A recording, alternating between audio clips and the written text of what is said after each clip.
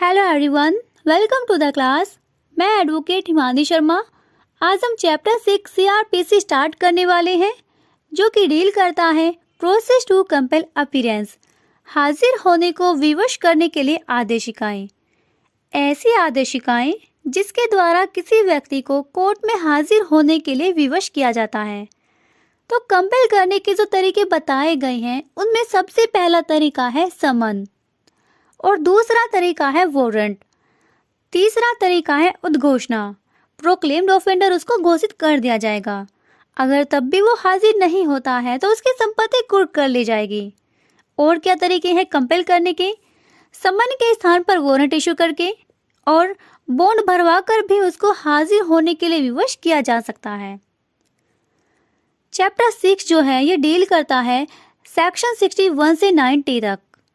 Okay, इसको 4 parts में divide किया गया है। पार्ट ए समन्स सेक्शन 61 से 69। Part B warrant of arrest गिरफ्तारी का वारंट, ये डील करता है सेक्शन 70 से 81। पार्ट सी उद्घोषणा और कुर्की सेक्शन 82 से 86। सेक्शन 82 उद्घोषणा और 83 से 86 संपत्ति की कुर्की के बारे में है। पार्ट डी आदेशिकाओं से संबंधित अदर रूल्स दिए गए हैं सेक्शन 87 से 90 तक। तो आज हम डिस्कस करेंगे पार्ट ए समन्स सेक्शन 61 से 69। इससे पहले हम थोड़ा बेसिक जान लेते हैं। देखिए, सीआरपीसी जो है ये क्रिमिनल मैटर्स को 2 पार्ट्स में डिवाइड करती है, समन मामले और वारंट मामले। समन मामलों की डेफिनेशन 2W में दी गई है। जिन मामलों में 2 साल से कम की सजा होती है उनको बोला जाता है समन मामले। और वारंट मामले कौन से होंगे, इनके डेफिनेशन दी गई है 2 क्लोज एक्स में।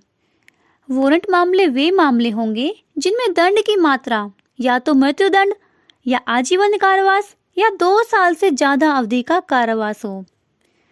तो अभियुक्त की उपस्थिति को सुनिश्चित करने के लिए जो भी समन या वारंट जारी किया जाता है उसको बोला जाता है आदेशिकाएं।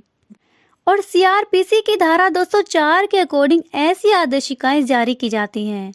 तो देखते हैं धारा 204 की उपधारा 1 क्या कहती है कि जब मजिस्ट्रेट ने किसी अपराध का संज्ञान ले लिया तो यदि उसे समन मामला प्रतीत होता है तो वो अभियुक्त की उपस्थिति के लिए समन जारी करेगा, ठीक है। और यदि उसे वारंट मामला प्रतीत होता है तो कोर्ट ऐसे मामलों में वारंट जारी कर सकता है, या अगर वो ठीक समझे तो वो समन भी जारी कर सकता है। मतलब समन मामलों में समन जारी करेगा और वारंट मामलों में उसके पास दोनों ऑप्शन है, चाहे तो वारंट इशू करे चाहे तो समन इशू करे, ठीक है। अब प्रश्न ये उठता है कि क्या मजिस्ट्रेट बाध्य है कि वो समन मामलों में समन ही जारी करे? तो धारा 87 इसका एक अपवाद बताती है, जो कोर्ट को ये पावर देती है कि समन के स्थान पर या उसके अतिरिक्त वारंट जारी कर सकता है।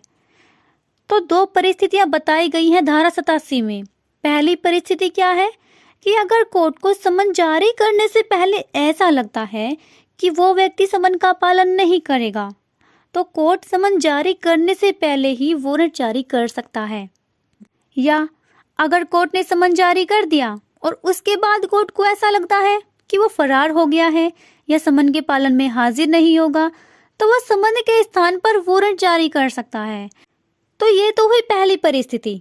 अब दूसरी परिस्थिति ये आती है कि यदि कोर्ट ने किसी की उपस्थिति के लिए समन जारी कर दिया और उस पर समन की तामील भी हो गई, उसको टाइम दे दिया गया कि इस डेट को आपको कोर्ट में हाजिर होना है, और वो उसके बाद भी हाजिर नहीं होता है और ना ही कोई रीजनेबल एक्सक्यूज है उसके पास, कोई उचित प्रति हेतु भी नहीं है, तो कोर्ट समन के स्थान पर वारंट जारी कर सकता है, ठीक है। तो ये तो बात हुई कब समन जारी कर सकता है, कब वारंट जारी कर सकता है और कब वारंट के स्थान पर समन जारी कर सकता है। अब आ जाते हैं अपने आज के टॉपिक पर। पार्ट ए समन्स सेक्शन 61 से 69 तक है, ठीक है। तो पहले ये जान लेते हैं कि समन होता क्या है। समन एक तरीके का नोटिस होता है। ये एक लीगल डॉक्यूमेंट है जो किसी व्यक्ति पर, चाहे वो विटनेस हो या एक्यूज्ड हो, उस पर सर्व किया जाता है कि आपको पर्टिकुलर डेट या टाइम पर कोर्ट में हाजिर होना है और किसी दस्तावेज को पेश करने के लिए भी समन जारी किया जा सकता है। In general, summons means to appear and answer before the court. Summon का मीन्स होता है अदालत के सामने पेश होना और जवाब देना। हिंदी में इसको बोला जाता है बुलावा पत्र या आह्वान। काइंड्स की अगर बात करें तो समन दो प्रकार का होता है, साधारण समन और विशेष समन। साधारण समन सेक्शन 61 से 69 और विशेष समन सेक्शन 206। छोटे अपराध के जो मामले होते हैं उनमें विशेष समन जारी किया जाता है और धारा 206 के अंतर्गत विशेष परिस्थितियों में ये जारी किया जाता है। तो चलिए स्टार्ट करते हैं। Section 61 form of summons. Section 61 बताता है कि समन का क्या फॉर्मेट होगा, कौन इसको जारी करेगा और किस केस पर हस्ताक्षर होंगे। तो इस संहिता के अधीन जारी किया गया प्रत्येक समन लिखित रूप में होगा, 2 प्रतियों में होगा। हस्ताक्षर किसके होंगे, या तो न्यायालय के प्रिसाइडिंग ऑफिसर के, या हाई कोर्ट ने किसी ऑफिसर को टाइम टू टाइम इस पर्पस के लिए डायरेक्ट किया है तो वो भी हस्ताक्षर कर सकता है, और समन पर उस कोर्ट की मुहर भी लगी होगी जिसने उसे जारी किया है। तो ये 4 कंटेंट्स बताए गए हैं समन के। पहला इन राइटिंग होगा, दूसरा डुप्लीकेट होगा 2 कॉपीज में, तीसरा साइन बाय प्रिसाइडिंग ऑफिसर या हाई कोर्ट ने किसी को डायरेक्ट किया है इस पर्पस के लिए, और चौथा सील ऑफ कोर्ट। देखिए सेक्शन 61 का जो ये समन है सीआरपीसी के 2nd शेड्यूल के फॉर्म नंबर 1 में इसका प्रारूप दिया गया है। तो ये तो बात हुई समन के प्रारूप की। अब देखते हैं mode of service of summons, summon की तामील के तरीके। तो सेक्शन 62 से 67 तक के जो प्रोविजंस हैं ये मोड ऑफ सर्विस ऑफ समन की बात करते हैं। तो देखते हैं सेक्शन 62 क्या कहता है। समन्स हाउ सर्व्ड, समन की तामील कौन करेगा। ये सेक्शन 3 बातें बताता है कि समन की तामील कौन करेगा, तामील कैसे की जाएगी और उसकी रसीद। तो सबसेक्शन 1 क्या कहता है कि समन की तामील कौन करेगा। देखिए जनरली जो समन्स है वो पुलिस ऑफिसर के थ्रू ही सर्व किया जाएगा, या स्टेट गवर्नमेंट के द्वारा जो रूल बनाए गए हैं उनके अधीन रहते हुए न्यायालय के किसी ऑफिसर के द्वारा या अन्य किसी लोक सेवक के द्वारा समन की तामील की जाएगी। क्या कहा गया, या तो पुलिस ऑफिसर या कोर्ट का कोई ऑफिसर या अदर लोक सेवक। देखिए क्रिमिनल मैटर्स में समन की तामील करने का दायित्व स्टेट का होता है। न्यायालय की ड्यूटी है समन को जारी करना और स्टेट की ड्यूटी है समन को सर्व करना। अब देखते सबसेक्शन 2 क्या कहता है।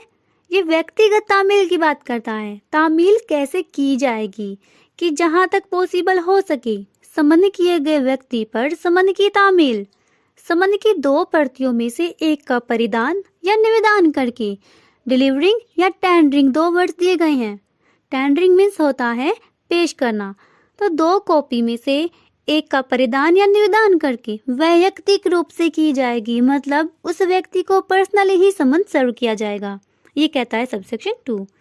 सबसेक्शन 3 क्या कहता है, ये रिसीविंग ऑफ समन्स की बात करता है कि जिस भी पर्सन को समन सर्व किया गया है और तामील करने वाला ऑफिसर उससे अपेक्षा करता है तो वो व्यक्ति समन की जो दूसरी कॉपी है, एक कॉपी तो उसको दे दी गई थी, तो सबसेक्शन 3 कह रहा है कि समन की जो दूसरी कॉपी है उसके पीछे रसीद हस्ताक्षरित करेगा, समन के सर्व होने की रसीद हस्ताक्षरित करेगा।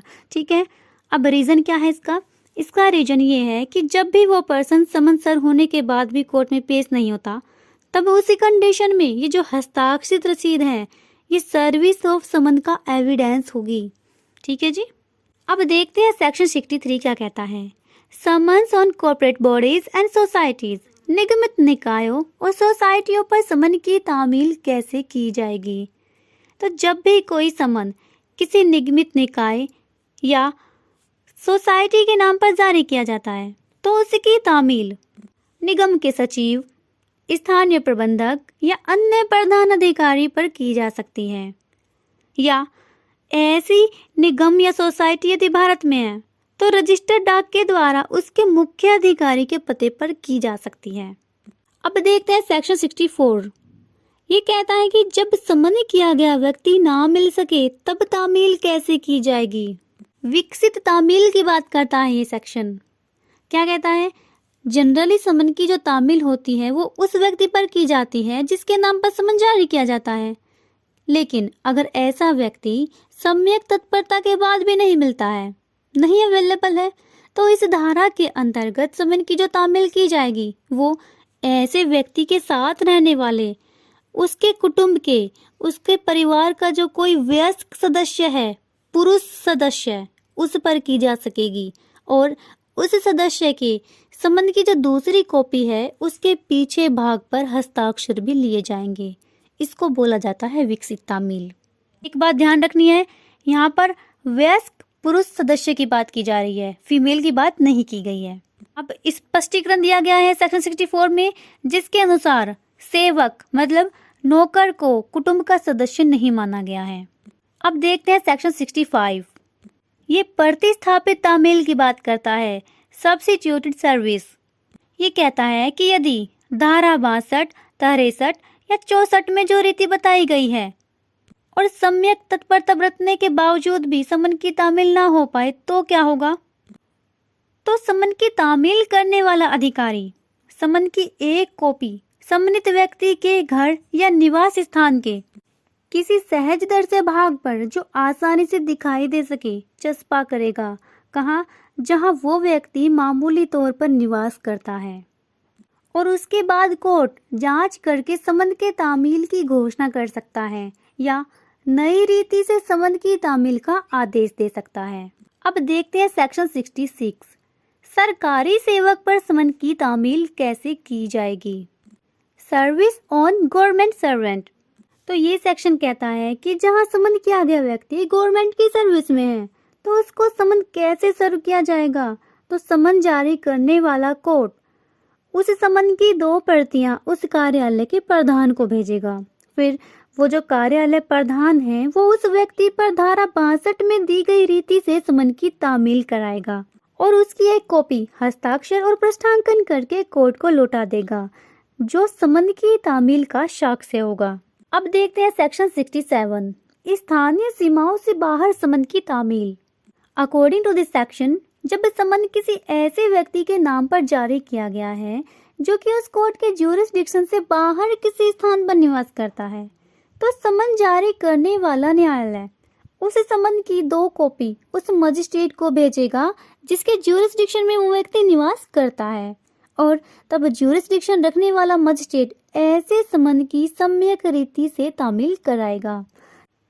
सेक्शन 62 से 67 mode of service of summons की बात की गई है। अब देखते हैं सेक्शन 68। ये कह रहा है समन की तामील का सबूत जब तामील करने वाला अधिकारी उपस्थित ना हो। ये सेक्शन कहता है कि जब समन की तामील उसे जारी करने वाले न्यायालय के ज्यूरिसडिक्शन से बाहर की गई हो और समन की तामील करने वाला अधिकारी मामले की सुनवाई के समय उपस्थित नहीं है, तो ऐसे मामलों में समन की तामील 2 तरह से सिद्ध की जाएगी। पहला, शपथ पत्र के द्वारा शपथ पत्र प्रस्तुत कर दिया जाएगा कि समन की तामील कर दी गई है, और दूसरा, धारा 62 और 64 में उपबंधित तरीके से तामील किए जाने पर पृष्ठांकन के द्वारा। अब देखते हैं सेक्शन 69। साक्षी पर डाक के द्वारा समन की तामील। देखिए, साक्षी के लिए समन का प्रारूप सीआरपीसी की 2nd शेड्यूल के फॉर्म नंबर 33 में बताया गया है। सेक्शन 69 क्या कहता है कि जब साक्षी के लिए समन जारी किया गया है तो कोर्ट ये निर्देश दे सकता है कि समन की एक प्रति की तामील साक्षी को रजिस्टर्ड डाक के द्वारा ऐसे स्थान पर की जाएगी, कैसे स्थान पर, जहां वो मामूली तौर पर निवास करता है या कारोबार करता है या लाभ के लिए स्वयं काम करता है।